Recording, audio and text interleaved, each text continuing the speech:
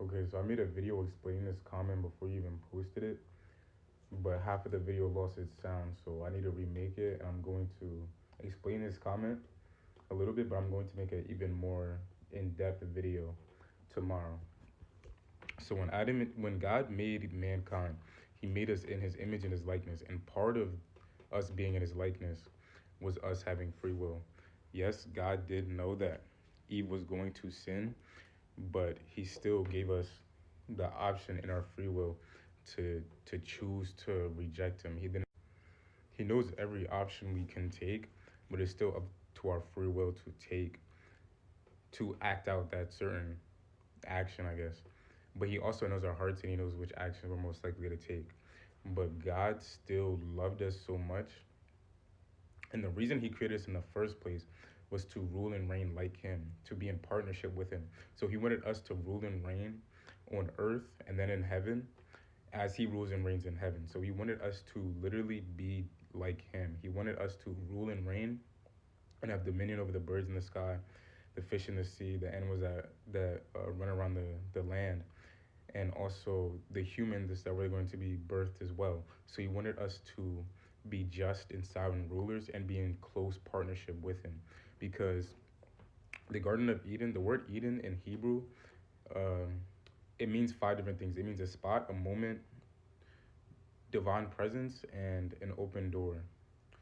So it means a spot for a moment where the divine presence of the Lord was an open door. So that's pretty much what Eden was. It was the presence of the Lord like everywhere.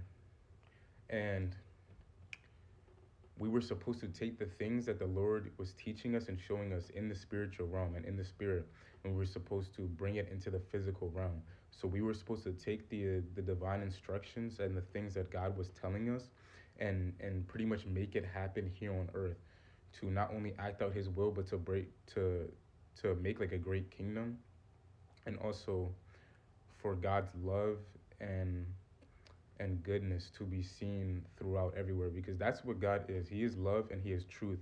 He is mercy, He is justice, and He is vengeance. So He wanted us to not only love each other, because when Jesus came, He left us with two commandments that summed up the 10 commandments. Love the Lord your God with all your heart, and love everyone, even your enemies, and pray for those who persecute you. So God wanted us to love everywhere, because you can even see the fruits of the kingdom of heaven here on earth when we love other people, when we love and we forgive. Those are the things that happen in the kingdom of heaven. Like, love is everywhere throughout the kingdom of heaven, because God is love and His presence can be found everywhere. So even though He knew humans were going to sin, He still created humans because He still wanted to have a people that were just like Him, a people that were in His image and His likeness, a people that He could love, people that could rule and reign with Him, a people that could be redeemed, because even though He knew they were going to sin, He still wanted to redeem them. That was His goal, was to bring us redemption and to be our hero and our savior. Jesus was always meant to be our hero. It's His story. He was meant to, every book in the Bible points to Jesus, because it's quite literally His story, and He's quite literally the Word. In the beginning was the Word, and the Word was with God, and the Word was God, and the Word became flesh. That's John 1. So Jesus is quite literally the Word, and it's His story. It's a redemptive story to show His love. The Bible is quite literally a love story and a love book. And we're also the bride of Christ. We are quite literally His gift. He created us to love us. That's also something that God spoke to me. He said, I created you to love you, so know it. Because I was doubting God's love for me for a while. I was doubting it heavily, but I was still seeking Him. But that's one thing that He's told me, and it really sat with me, and it made me realize His deep love for me, because not only does He provide, but He wants to give us our heart's desires. The Bible talks about how He knows our heart's desires, and He wants to bless us with our heart's desires. So He created you regardless of the fact that He knew you were going to sin, so that He could still love you no matter what, because God is love, and Jesus acts out the word, and He acts out the truth of God.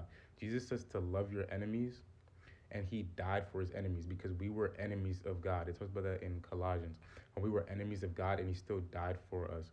So He's showing how deep His love, He's showing who He is, His true character and nature, by creating a people that need to be redeemed. He's showing how He's a savior, and how He's a provider and a father, and how He loves and forgives.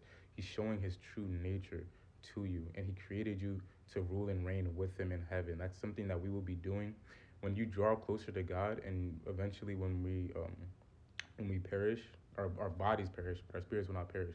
When our flesh perishes and we're with God, some of us will have the opportunity to rule and reign with him.